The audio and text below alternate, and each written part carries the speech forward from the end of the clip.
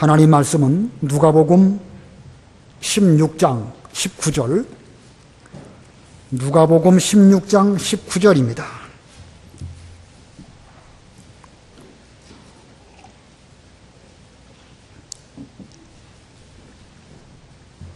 누가복음 16장 19절.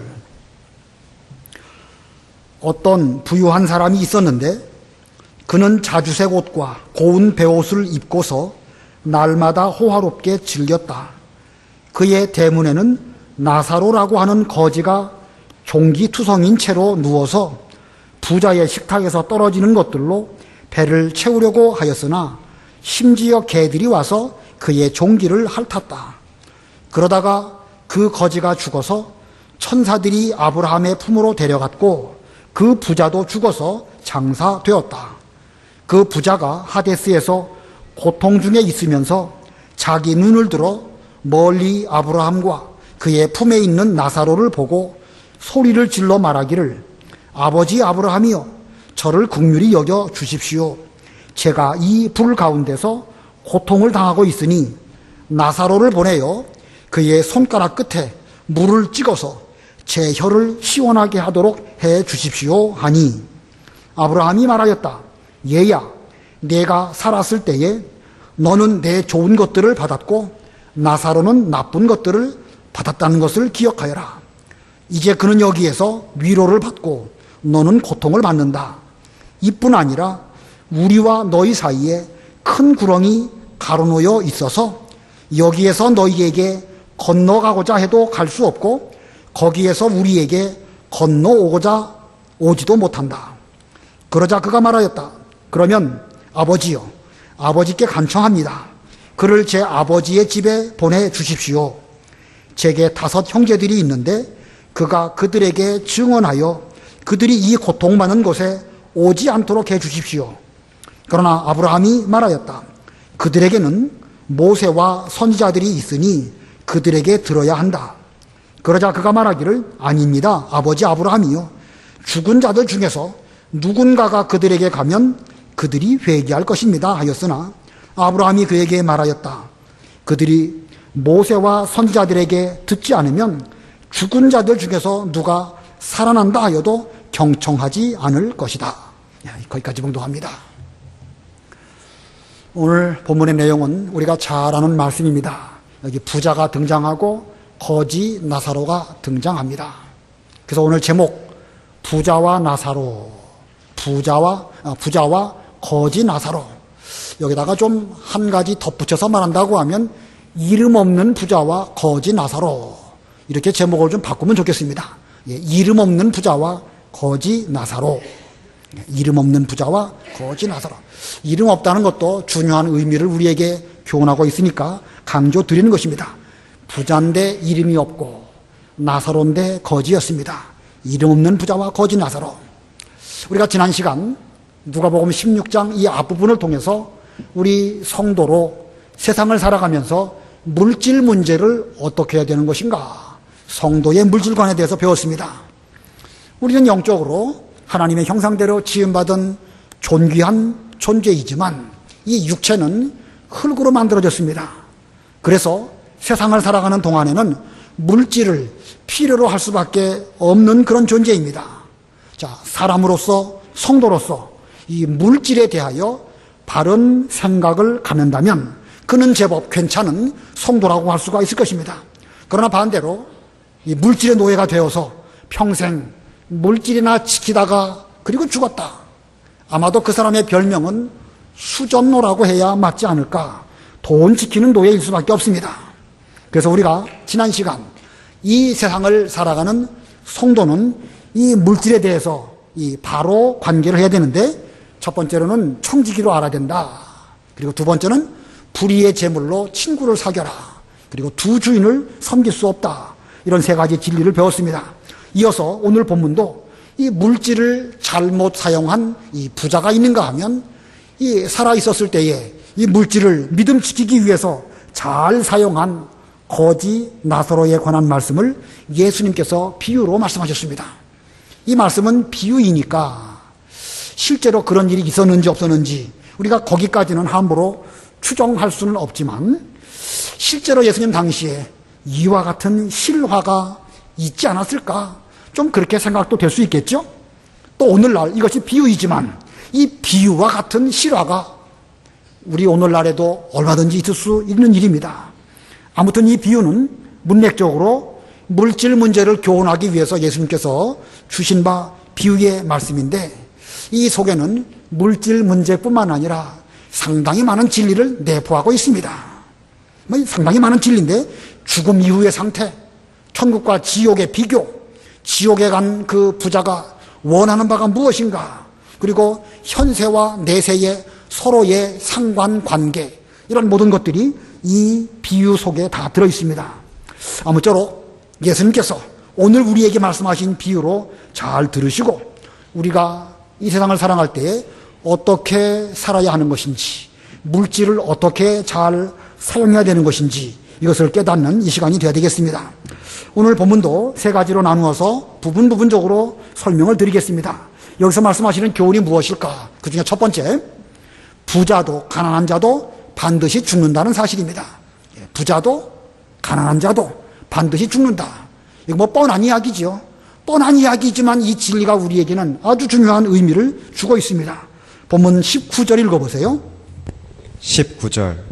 어떤 부유한 사람이 있었는데 그는 자주색 옷과 고운 베옷을 입고서 날마다 호화롭게 즐겼다. 예, 어떤 부유한 자가 있었는데, 어떤 부유한 자, 그 사람 이름이 무엇입니까? 성경은 그의 이름을 밝히고 있지 않습니다. 왜 그렇겠죠? 세상에서 부유하게 산 거, 뭐 나름대로는 의미가 없는 건 아니지만 신앙적으로 볼 때에는 그건 무가치한 일이고 무슨 성경에까지 그런 사람 이름 기록할 필요가 없기 때문에 굳이 이름을 성경에 기록하여 놓지 않고 있습니다. 그가 얼마나 부유하게 살았는지 자주색 옷과 고운 베옷을 입었고 날마다 호화롭게 잔치하면서 먹고 마시고 즐겼습니다. 옛날 고대에 자주색 옷을 입었다. 아무나 입는 옷이 아니죠. 자주 색깔 옷은 무슨 왕이든지 거기에 버금가는 이런 벼슬 한 사람 아니고서는 함부로 자주색 옷 입을 수 없습니다. 우리나라에도 왕이 입는 옷 골룡포, 또 중국의 황제들도 그 황금색 그런 옷, 또 로마 시대에는 자주색 옷들, 이런 것들은 다 큰 벼슬한 이런 사람들만 입을 수 있는 그런 색깔의 옷입니다. 그러므로 본문에 나와 있는 이 부자는 돈 많은 부자일 뿐만 아니라 세상적으로 볼 때에도 큰 권세가 있는 벼슬한 그런 사람, 왕이나 황제나 뭐 이런 정도의 사람이라고 볼 수가 있습니다. 자, 거기에 비해서 또 한 사람이 등장합니다.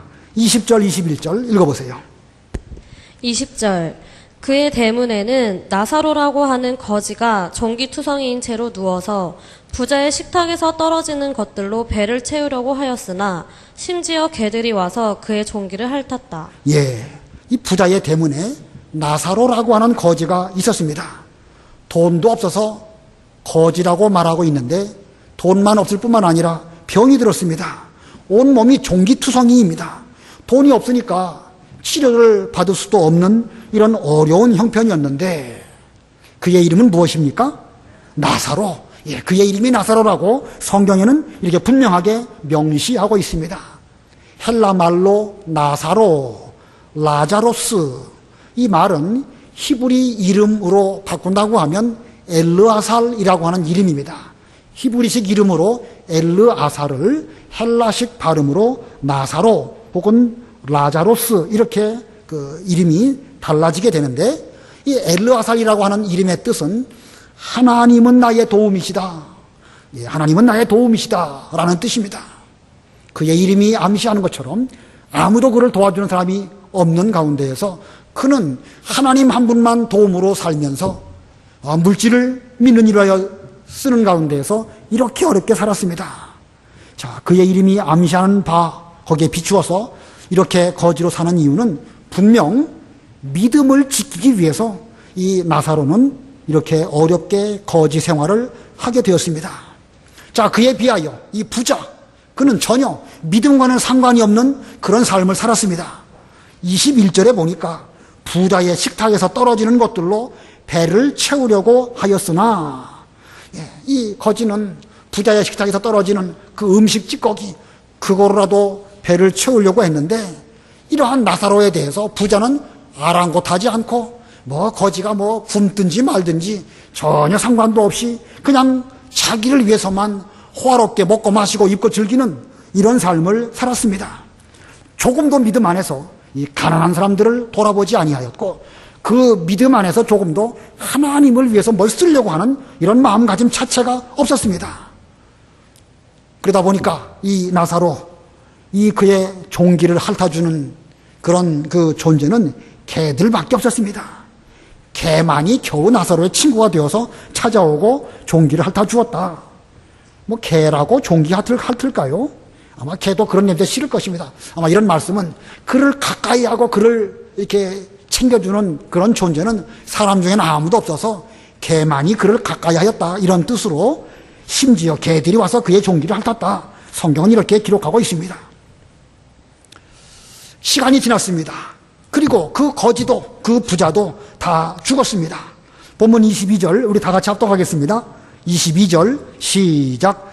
그러다가 그 거지가 죽어서 천사들이 아브라함의 품으로 데려갔고 그 보자도 죽어서 장사되었다.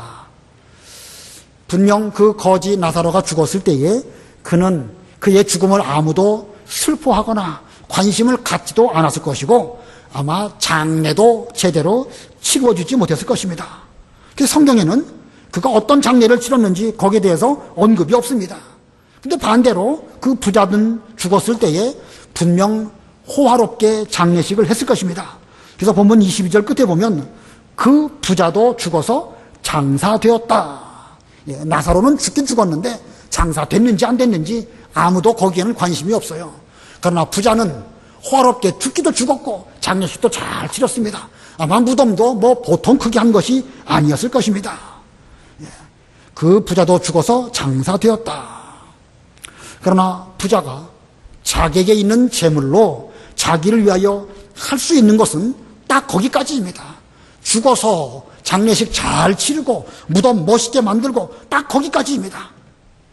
재물이 거기에 사용되었지요.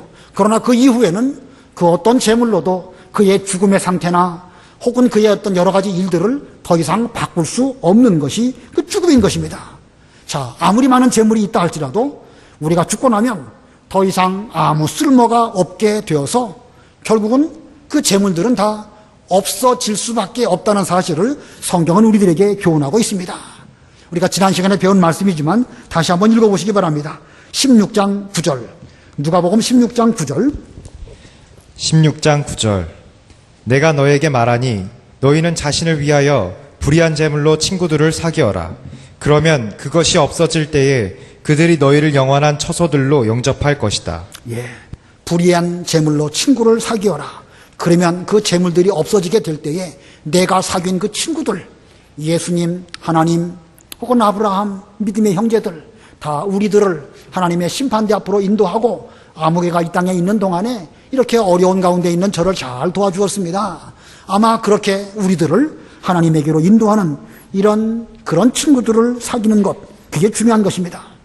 자, 이 요절의 말씀 16장 9절 잘하는 말씀이지만 우리에게 대해서 아주 중요한 것을 교훈하고 있는 꼭 기억해야 할 이런 요절입니다.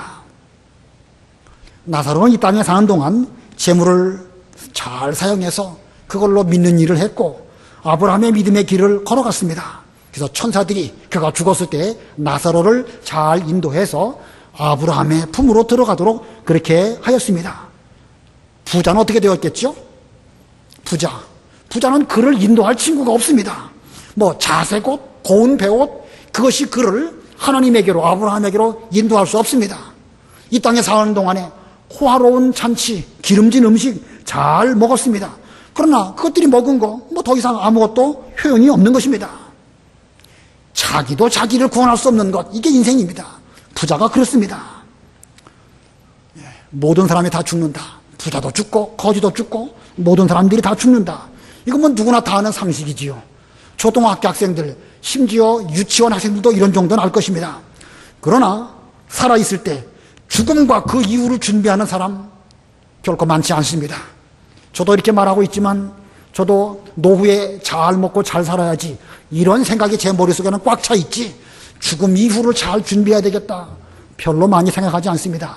99번은 잘 먹고 잘 살아야 되겠다라고 생각을 해도 죽음 이후를 염두에 두고 생각하는 저도 그렇지 못한 가운데 있습니다. 그러니 이 문제가 우리에게 얼마나 필요한 교훈을 주시는 말씀인가. 저도 이 말씀 앞에서 회개하는 마음을 가지고 이 말씀을 마음에 새기기를 원하고 여러분 모두들도 우리 모두들도 다 죽는다는 사실을 기억하면서 그 이후를 준비할 수 있는 이런 마음가짐을 가져야 됩니다. 우리가 이 말씀을 가지고 이제 주일학교 학생들에게도 공과 공부로 가르치게 되겠는데 학생들에게 죽음에 대해서 가르쳐야 될까요? 가르치지 말아야 될까요? 괜히 죽음 말해가지고 뭐 아직도 창창하게 살 날이 많은 학생들에게 무슨 뭐 우울하게 만든다든지 심각하게 생각하게 만든다든지 바람직하지 않을 수도 있습니다. 그러나 요즘 초등학교에서 심지어 드러내놓고 성교육도 한다면서요. 바른 인생을 살도록 하기 위해서는 일찍부터 똑바로 알도록 하는 거 그게 중요합니다. 그만큼 우리 인생은 짧습니다. 우리 학생들에게도 물론 죽음이라는 문제를 놓고 아이들로 하여금 무슨 뭐 겁준다든지 혹은 인생을 우울하게 여기게 만든다든지 그런 식으로 가르치면 안 됩니다. 그렇지 하지 말고 학생들이 스스로 죽음을 생각하면서 살아야 할 그 날들을 멋있고 아름답게 하나님 아버지 앞에서 정말 보람있게 사는 이런 학생들로 만드는 것은 이건 아주 중요한 신앙 교육입니다. 우리가 먼저 그렇게 살면서 우리 자녀들에게도 살아있는 동안 최선을 다해서 앞으로를 준비할 수 있도록 잘 교훈하는 이런 우리가 되어야 될 것입니다. 야곱의 12아들 가운데 요셉이 일찍 고생스러운 가운데서 애굽으로 내려갔는데 그가 110세에 죽었습니다. 110세에 죽으면서 그는 어떻게 유언을 했죠?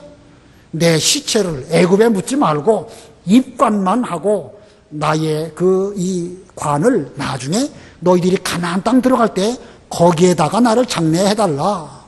요셉이 왜 자기의 죽음을 두고 그렇게 유언을 했겠죠?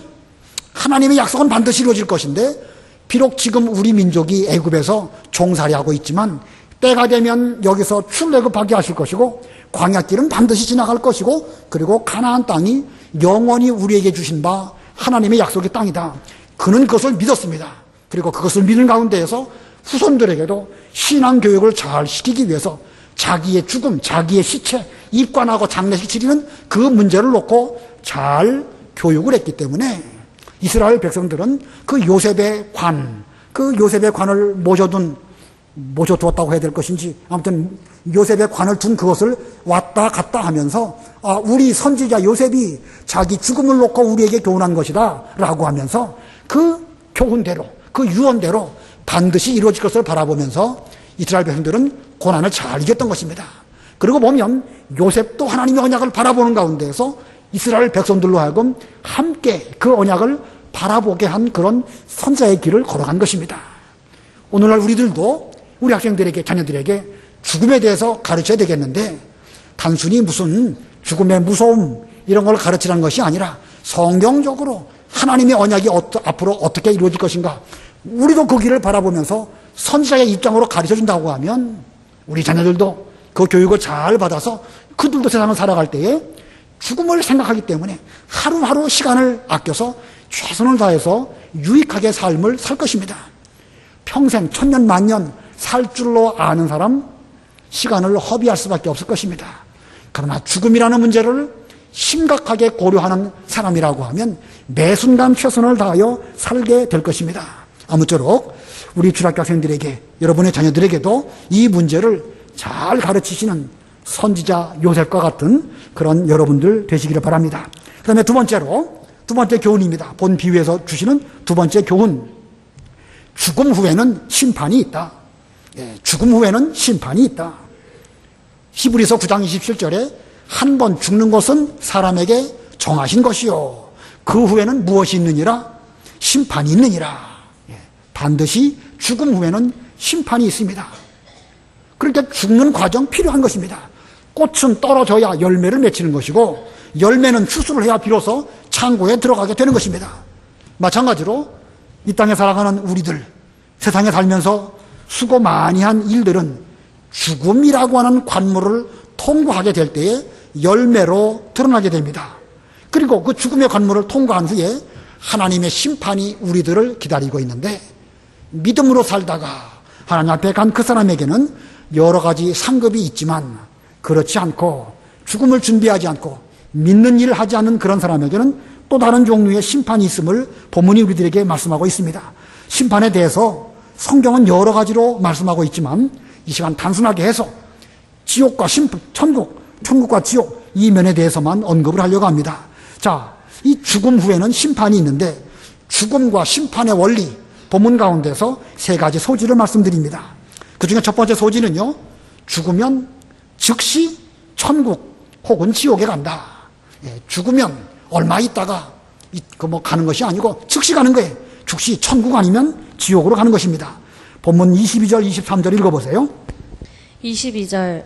그러다가 그 거지가 죽어서 천사들이 아브라함의 품으로 데려갔고 그 부자도 죽어서 장사되었다.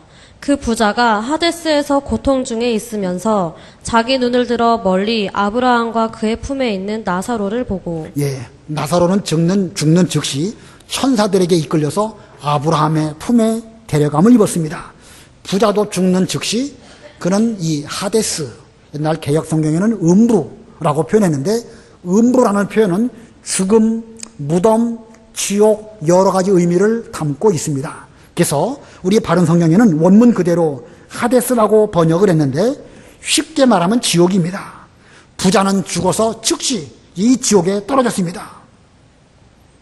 사람들이 생각하는 것처럼 사람이 죽으면 이 구천을 떠돌면서 이렇게 저렇게 인간을 해롭게도 하고 복을 주기도 하고 이렇게 생각하고 있는데, 그렇지 않습니다.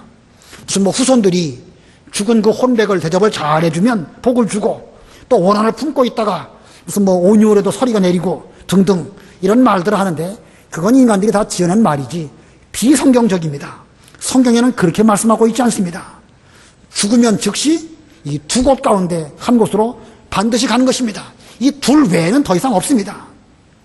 그 김기동이라고 하는 이단, 귀신론 말하는 그 사람은 인생의 연한이 120년인데 120년을 채우기 전까지, 예를 들어서 80세에 죽으면 40년 동안 왔다 갔다 하면서 여러 가지 일들을 하다가 그 뒤에 어디로 간다, 엉뚱한 말 하는데, 그렇기 때문에 이단입니다.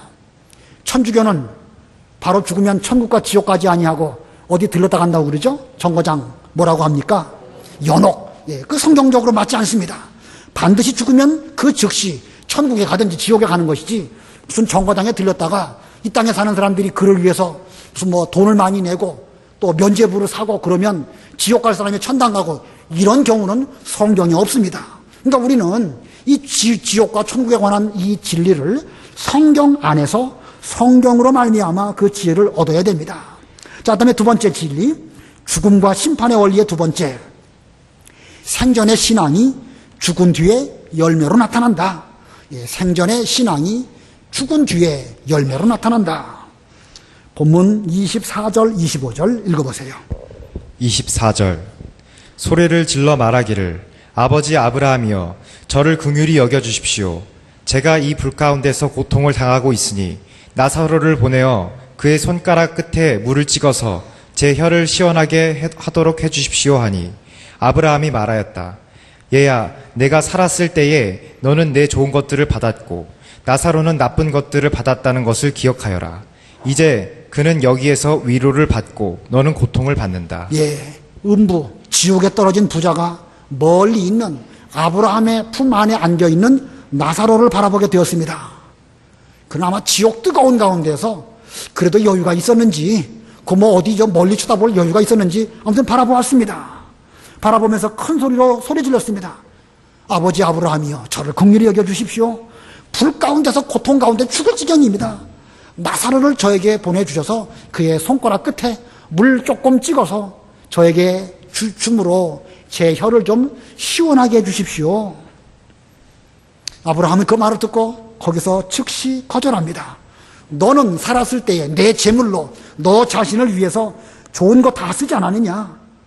그렇기 때문에 너는 고통을 당할 수밖에 없고, 나사로는 이 땅 위에서 고난을 많이 겪었기 때문에 그가 위로를 받는 것이, 이것이 하나님의 정하신 원리이다, 이렇게 말했습니다. 자, 이 생전에 그 한 일들, 뭐 믿음을 지켰든지 지키지 않았든지 그 모든 일들은 죽은 뒤에 이렇게 열매로 나타나게 되어져 있습니다. 생전에 이 부자는 자기 상 위에 있는 음식으로 거지 나사로를 좀 긍휼히 여겨서 너 어려운 가운데 있으니까 내가 조금 남겨줄게. 아마 이런 정도도 안 했을 것입니다. 물론 우리가 천당 가냐 지옥 가냐 이것이 무슨 뭐 선행하고 그걸로 가는 건 아니지만 성경은 믿음 안에서 어떤 행위를 말하는 것을 볼 때에 그런 행위도 없었고 믿음도 없었고 조금도 어려운 사람을 도와주지 않는 이런 가운데 살았습니다. 오직 자기만을 위해서 풍족하게 사용했지 믿는 일이나 가난한 자들이나 하나님의 일을 위해서는 그 재물을 사용하지 않았기 때문에 그는 그와 같은 열매가 죽음 이후에 맺히게 되었습니다. 우리 인생도 이렇게 더더시 지나가고 또 허무합니다. 그러나 지금이 죽음 이후를 준비할 수 있는 유일한 기회입니다. 이 100년도 못 사는 허무한 인생일지라도 죽음 이후를 잘 준비한다고 하면 지금 준비한 그것이 영원한 우리의 영적 재산이 되는 것입니다. 주 안에서 죽는 자들이 복이 있다고 그랬죠? 요한계시록 14장 13절 읽어보세요. 요한계시록 14장 13절. 요한계시록 14장 13절. 또 내가 하늘에서 나는 음성을 들었는데 말하기를 너는 기록하여라. 지금부터 주 안에서 죽는 자들은 복이 있다 하니 성령께서 말씀하시기를 그렇다. 그들은 수고를 끝내고 안식할 것이니 그들의 행위가 그들을 따를 것이기 때문이다 라고 하였다. 예, 지금부터 믿음을 가지고 신앙생활을 하다가 죽는 자들은 복이 있다. 어떤 복인가? 그들의 수고를 끝내고 안식할 것이니 그들의 행위가 그들을 따를 것이기 때문이다. 자, 수고를 끝내고 안식하면서 믿는 일 하느라고 고생 많이 한 거 하나님이 다 알아주시고 우리 눈에 눈물을 씻겨주시고 영원한 안식을 우리에게 허락하여 주실 것입니다. 지금이 바로 그런 때입니다. 예, 죽음을 잘 준비할 수 있는 기회는 지금밖에 없습니다. 생전의 신앙이 결국 우리를 올바른 위로와 안식으로 인도하는 줄을 믿고 해야 할 일들을 잘 준비하시는 이런 우리가 되어야 되겠습니다. 그 다음에 세 번째 원리, 죽음과 심판의 세 번째 원리는 천국과 지옥은 왕래가 불가능하다는 것입니다. 예, 천국과 지옥, 왕래가 불가능하다. 본문의 26절 읽어보세요. 26절. 이뿐 아니라 우리와 너희 사이에는 큰 구렁이 가로놓여 있어서 여기에서 너희에게 건너가고자 해도 갈 수 없고 거기에서 우리에게 건너오지도 못한다. 예, 천국과 지옥. 지금 부자는 음부에 있고 나사로는 아브라함의 품 천국에 있습니다. 그 사이에 뭐가 있다고 그랬죠? 큰 구렁. 이 구렁이 뭐예요?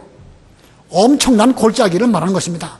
어마어마하게 큰 골짜기가 있어가지고 그쪽에서 이쪽으로 올 수도 없고 여기서 저쪽으로 갈 수도 없는 이런 큰 골짜기가 천국과 지옥 사이에 가로놓여 있다고 상징적으로 비유적으로 말씀하고 있습니다.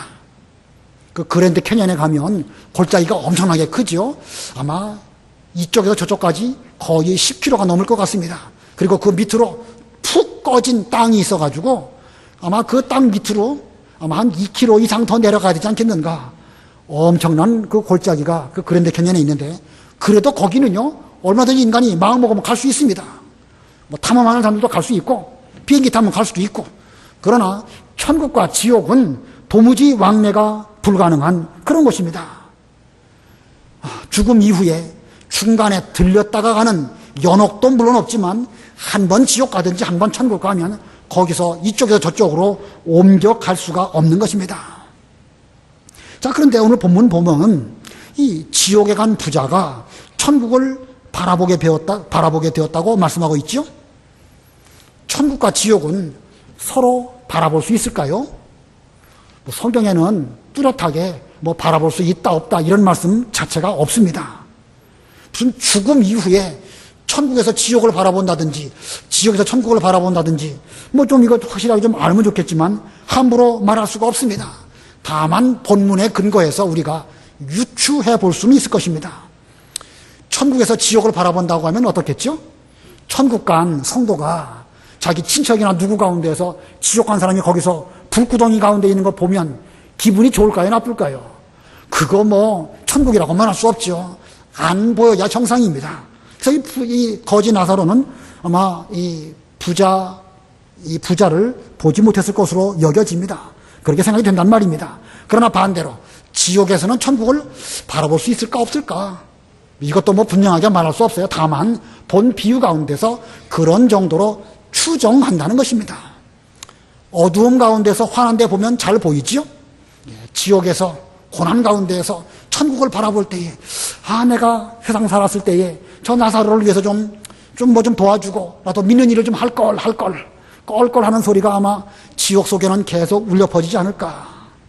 아무튼 죽음 이후에는 이렇게 심판이 있고 죽음 이후를 준비할 수 있는 기회는 지금뿐이라는 사실 잘 기억하면서 오늘 이 순간 믿는 일을 잘하는 그런 우리들이 다 되어야 되겠습니다. 그 다음에 본 말씀으로 돌아와서 세 번째 비유입니다. 이 본 비유의 세 번째 교훈. 세 번째 교훈은요, 회개는 살았을 때만 가능하다는 것입니다. 회개는 언제만 가능하다? 살았을 때, 지금만 회개할 수 있습니다. 일단 천국에 가든지 지옥에 가든지 거기에 들어간 이후에는 그 어떤 것도 가능하지 않습니다. 다만 우리가 살아있는 지금 이 순간, 이때에만 준비하는 것이 유용합니다. 자, 이 지옥에 떨어진 부자, 그의 소원이 무엇일까? 27절, 28절 읽어보세요. 27절. 그러자 그가 말하였다. 그러면 아버지여, 아버지께 간청합니다. 그를 제 아버지의 집에 보내주십시오. 제게 5 형제들이 있는데 그가 그들에게 증언하여 그들은 이 고통받는 곳에 오지 않도록 해 주십시오. 예, 그러면 아버지요, 아버지께 간청합니다. 여기 말하는 아버지는 조상 아브라함을 아버지라고 부른 것입니다. 그를 제 아버지의 집에 보내주십시오. 여기서 말하는 아버지의 집은 세상에 있는 육신의 아버지의 집으로 나사로를 좀 보내주십시오. 지금 부자는요, 지옥에 들어간 그 시점에서야 자기의 과거를 돌아봅니다. 살았을 때에 죽음 이후를 준비하지 못해서 내가 이 지옥에 왔는데, 이 지옥에 오지 말았어야 되는데 왔구나. 나는 더 이상 어쩔 수 없다 할지라도 내 아버지 집에 있는 내 형제들만큼은 여기 오지 않도록 어떻게 하면 좋겠다. 이렇게 생각하고 아브라함에게 간청합니다. 나사로를 자기 아버지 집 형제들에게 보내주셔서 천국과 지옥을 잘 말해주고, 그래서 저들은 적어도 지옥에는 오지 않도록 그렇게 증언해 주십시오. 이것이 지옥에 떨어진 부자의 간청입니다. 자, 그러나 아브라함은 거절하지요? 거절합니다. 29절 읽어보세요. 29절. 그러나 아브라함이 말하였다. 그들에게는 모세와 선지자들이 있으니 그들에게 들어야 한다. 예, 세상에 있는 사람들에게는 모세와 선지자들이 있지 않느냐. 굳이 나사로가 거기에 가서 말해줄 것이 아니라 그들은 모세와 선지자들을 통해서 들으면 된다. 자, 여기서 말하는 모세와 선지자, 뭘 말할까요? 모세와 선지자. 구약 성경을 말할 때에 이 유대인들은 모세와 선지자라는 표현을 씁니다. 모세 오경, 그리고 모세 오경 이후에 여러 구약 성경들, 그것을 그들은 총칭해서 대명사로 모세와 선지자, 그러면 구약 성경을 의미하는 것입니다. 그러므로 모세와 선지자, 성경을 의미하는 표현이고, 또 실제로 이 땅에 하나님을 대신해서 말씀을 전하는 하나님의 종들, 하나님의 선지자들, 그들을 두고 하는 말입니다. 이 아브라함의 원칙은 모세와 선지자들을 통해서 말씀을 듣고 회개하는 것이 하나님의 내신 원칙이지, 무슨 사람이 죽었다가 다시 돌아가가지고 천당이 있고 지옥이 있고 이렇게 말하면 그 말을 듣고 그들이 회개한다? 이건 하나님의 내신 원리에 맞지도 않고 그런 경우는 없습니다. 그런데 오늘 본문에 이 아브라함의 거절의 말을 듣고도 부자는 또 안타까운 마음으로 계속해서 간구합니다. 30절, 31절 우리 다 같이 합독하겠습니다. 30절, 31절 시작. 그러자 그가 말하기를 아닙니다, 아버지 아브라함이요. 죽은 자들 중에서 누군가가 그들에게 가면 그들이 회개할 것입니다 하였으나 아브라함이 그에게 말하였다. 그들이 모세와 선지자들에게 듣지 않으면 죽은 자들 중에서 누가 살아난다 하여도 경청하지 않을 것이다. 자, 이 부자는 생각하기를 죽은 자 가운데서 살아나가지고 돌아가서 사후에 이런저런 일들이 있습니다 라고 잘 말해주면 자기 형제들이 그 나사로의 말을 듣고 아이쿠 나도 신앙생활 잘해서 지옥 가지 말아야지 이렇게 회개할 거라고 생각을 했습니다. 이를 보면 이 부자는 지옥에 들어가서야 자기가 회개하지 않은 것이 얼마나 안타까운 일인지 가슴을 치면서 거기서 안타깝게 여기고 그리고 자기 형제들만이라도 회개하기를 원해서 이렇게 말했습니다. 그래서 나사로를 생전 세계로 돌려보내서 자기 형제들을 회개하게 해달라고 이렇게 말했습니다. 자, 그러나 세상의 사람들의 본성은요, 성경을 통해서 회개하지 않는다고 하면 심지어 죽은 자가 살아 돌아올지라도 그들은 끝까지 회개하지 않는 것이 인간 세계의 이 삶의 원리입니다. 자, 우리 가운데 누가 살아서 돌아와가지고 뭐 어떻다 저떻다 말하면 그거 듣겠습니까? 성경에 보면은요, 예수님께서 오병이어의 이적을 행하시면서 그들에게 이 회개할 기회를 주셨습니다. 예수님이 그리스도라는 사실을 잘 말씀해 주셨습니다. 그래서 그들은 잘 먹고 기쁘고 즐거웠는데 그래서 그들이 회개했습니까? 안 했습니까? 물론 회개한 사람도 있지요. 그러나 일반적으로 볼 때 그들은 떡을 먹고 배부른 까닭에 예수님을 찾기는 찾았는데 예수님께서 그 진리를 통해 가지고 이제 회개하고 예수님께로 돌아올 것을 말씀하였지만 그들은 끝까지 회개하지 않았습니다. 더 큰 이적을 보여주십시오. 모세가 행한 이적과 같이 하늘로부터 오는 그런 이적을 보여주십시오 라고 말했지 그들은 회개하고 예수님을 믿지 않았습니다. 그리고 끝내는 예수님을 죽이는 죄를 짓게 되었고 예수님께서 부활하여 돌아오셨습니다. 그들은 예수님을 잘 믿었나요? 물론 그런 사람도 있기는 있겠죠. 그러나 일반적으로 볼 때에 예수님의 부활을 그들에게 보여주었음에도 불구하고 그들은 믿지 않고 계속 배척하는 그런 길을 걸어가고 말았습니다. 그러므로 우리도 지금 이 말씀을 들을 때에 이 말씀 앞에서 우리가 회개해야 됩니다. 지금 이 말씀 앞에서 회개하지 않는다고 하면 무슨 죽은 자가 살아 돌아오고 뭐 거짓 나사로가 다시 돌아와서 우리들에게 증언한다 할지라도 끝까지 안 믿고 회개하지 않은 사람은 결국은 그럴 수밖에 없습니다. 무슨 뭐 제 아무리 큰 표적, 이적, 능력 다 보여주어도 회개하지 않은 사람은 끝까지 안 회개한다는 사실을 우리들에게 주시는 교훈입니다. 자, 오늘 제목이 뭐였죠? 부자와 거짓 나사로. 그 앞에 무슨 부자? 이름 없는 부자. 예, 이름 없는 부자와 거짓 나사로. 오늘날 우리는 이름 없는 부자처럼 살아가고 있는가? 아니면 나사로처럼 살아가고 있는가? 부자는 자기를 위해서는 부유했지만 하나님께는 인색했습니다. 죽은 이후에 가서야 안타까워하면서 돌이키려고 했지만 더 이상 회개할 기회가 그에게는 주어지지 않았습니다. 거기에 비해서 거짓 나사로 하나님을 위해서 믿음을 쓰느라고 그는 이 땅 위에서 어렵게 살았습니다. 그는 불의의 제물로 친구를 사귀는 이런 삶을 살았습니다. 우리 요새 새벽 예배 시간에 고린도후서를 배우고 있는데 고린도후서 6장 2절에 보면 보라 지금은 은혜 받을 만한 때요 보라 지금은 구원의 날이로다. 지금입니다. 지금이 구원받을 때고 지금이 은혜 받을 때입니다. 아무쪼록 우리는 세월을 아껴서 믿는 일을 잘하고 우리에게 주어진 여러 종류의 불의의 재물들로 친구를 잘 사귀어서 죽음 이후에 정말로 아름다운 열매들을 풍성하게 맺히는 여러분들이 다 되시기를 바랍니다. 말씀을 생각하시고 잠깐 동안 기도하시기 바랍니다.